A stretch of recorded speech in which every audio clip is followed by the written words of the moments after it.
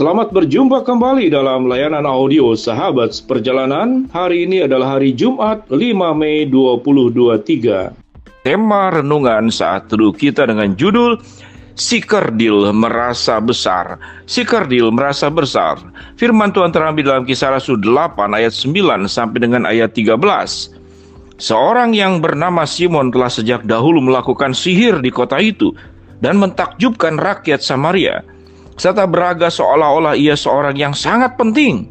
Semua orang besar kecil mengikuti dia dan berkata, orang ini adalah kuasa Allah yang terkenal sebagai kuasa besar.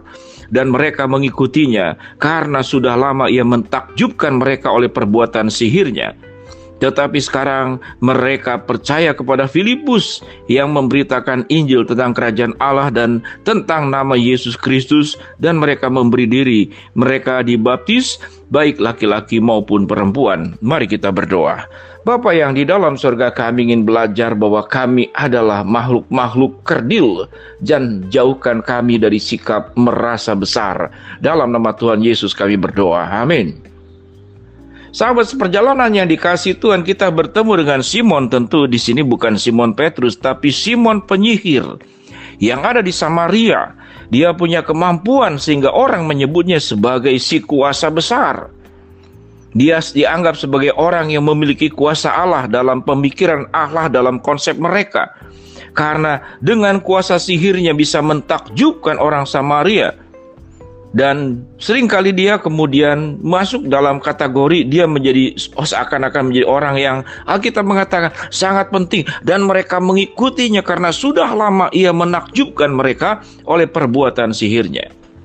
Sahabat seperjalanan yang dikasihi Tuhan, mari kita belajar beberapa hal. Yang pertama, mengapa kalau itu adalah kuasa yang bukan dari Tuhan, itu kuasa sihir, tapi kenapa bisa menyembuhkan orang? Bisa kemudian membuat orang-orang terbantu dengan aspek-aspek yang lainnya. Sahabat seperjalanan, pada titik ini mari kita akan belajar. Sesungguhnya tidak ada kuasa apapun di dalam dunia ini yang bukan bersumber dari Allah. Kalau kita memahami bahwa tatkala di zaman terdahulu kedokteran itu belum mengalami kemajuan seluar biasa sekarang, kemudian ilmu psikologi pun belum mengalami kemajuan saat sekarang, semua orang-orang yang tidak mengatasnamakan Tuhan, mereka mendapatkan yang namanya itu anugerah umum. Tidak heran tatkala ada seseorang yang bukan orang percaya, bukan orang Kristen, tapi dia punya kecerdasan, dia punya kemampuan untuk penyembuhan. Kemampuan-kemampuan itu mungkin dari herbal, mungkin dari obat dari alam yang ada. Dia menemukan hal tersebut. Termasuk mereka yang punya kesanggupan menyembuhkan misalkan patah tulang, menyembuhkan mereka yang timpang di masa terdahulu itu. Mungkin saja itu kategori urat terjepit atau apapun bentuknya yang zaman terdahulu mereka tidak mengenal. Namun pada prinsipnya anugerah umum, kemampuan umum, di mana orang itu kemudian terbantu dan tertolong, tersembuhkan. Belum efek psikologis. Seseorang itu kemudian merasa sembuh karena kemudian ada semangat yang ditimbulkan oleh orang-orang dengan kemampuan sihir seperti Simon. Tentu pembahasan ini pembahasan yang membutuhkan banyak sekali waktu, karena ini butuh pembahasan yang mendalam. Namun pada sisi ini, apa yang kita dapat bahwa setiap orang di dalam dunia ini diberikan oleh Tuhan yang namanya itu anugerah umum. Sama seperti Tuhan memberikan sinar matahari, sama seperti Tuhan memberikan air hujan, sama seperti Tuhan menumbuhkan berbagai macam tumbuhan yang ada di pekarangan dan di tanahnya masing-masing. Tidak peduli siapapun dia. Apakah dia anak Tuhan atau bukan anak Tuhan, percaya Kristus atau tidak, baca firman atau tidak. Itu anugerah umum. Jadi kesimpulan pertama adalah kemampuan apapun itu semuanya bersumber dari Allah. Dan manusia tidak pernah punya kemampuan apapun kalau itu bukan dari Allah. Namun tatkala anugerah umum itu diselewengkan seperti oleh Simon, dia untuk mementingkan diri sendiri. Apakah terjadi hubungan timbal balik secara ekonomi setelah dibantu kemudian bayar? Tapi juga ada aspek lain yang Alkitab katakan, dia menjadi orang penting dan dia merasa sedemikian penting. Dia mendapatkan kenikmatan tatkala orang-orang menyanjung dia, memuji dia, menempatkan dia sebagai orang yang luar biasa. Mungkin disebut sebagai utusan dewa, utusan Tuhan dalam konsep mereka. Sampai titik ini kita belajar untuk hal ini. Pada bagian berikut apa yang kita pelajari? Si kerdil merasa besar. Kalau kita belajar bahwa apa yang sudah disampaikan tadi, maka kita memahami apa yang harus kita lakukan, yaitu kita harus senantiasa membuat dan mengingat, menempatkan Tuhan itu sebagai bagian yang kita harus muliakan, yang harus kita sembah, yang harus kita junjung, yang harus kita tempatkan di atas seluruh kehidupan kita. Karena dialah sebagai kuasa besar yang sesungguhnya, Allah yang maha kuasa, Allah pencipta langit dan bumi, Allah yang memberikan nafas kehidupan, Allah yang membuat air mengalir, Allah yang membuat udara, Allah yang membuat matahari menjadi sumber kehidupan bagi kehidupan tanaman, tumbuh-tumbuhan, dan juga kehidupan setiap kita masing-masing. Sumber kekuasaan itu berasal dari Allah. Dengan demikian, pelajaran apa yang kita perlu perbaiki untuk mendapatkan karakter yang kita butuhkan, yaitu kerendahan hati. Apapun yang kita miliki, semuanya bersumber dari Tuhan. Apapun yang ada pada diri kita, kalau bukan dalam izin Tuhan, maka Tuhan bisa mengambil dalam waktu sesaat. Dan Tuhan juga bisa memberikan dalam waktu sesaat.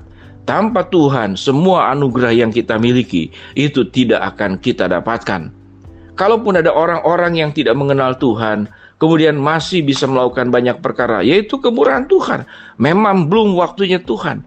Peristiwa yang terjadi setelah Simon mendapatkan penginjilan yang dilakukan oleh Filipus, memberitakan Injil tentang kerajaan Allah dan tentang nama Yesus Kristus, mereka memberi diri, dibaptis, baik laki-laki maupun perempuan, termasuk Simon sendiri juga.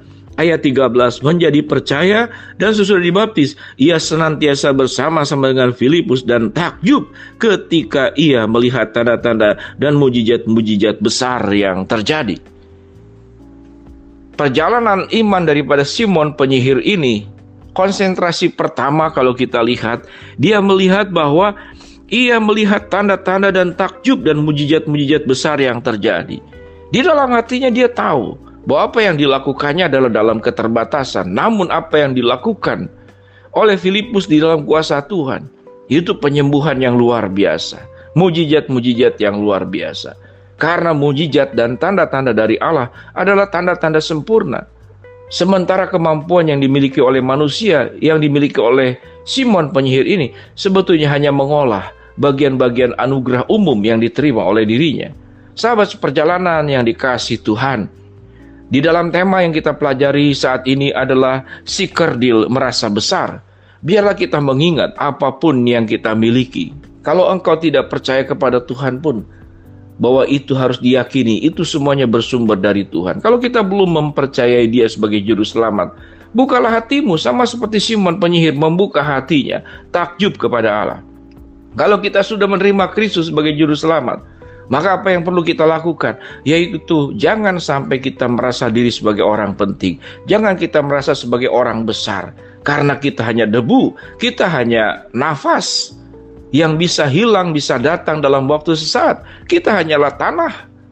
Akhir daripada setiap kehidupan, apapun yang kita capai, kita gapai, yang ada di dalam dunia ini akan berakhir, yaitu di tanah, di pemakaman, di pekuburan. Mari kita berdoa.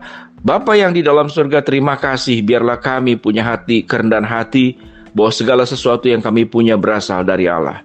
Hamba-Mu berdoa buat sahabat seperjalanan yang sedang sakit, Tuhan jamah sembuhkan. Sahabat seperjalanan yang sedang menghadapi masalah, Tuhan bukakan jalan. Sahabat seperjalanan yang sedang berdoa mengharapkan sesuatu, Tuhan kabulkan sesuai dengan waktu, kehendak, dan cara-Mu.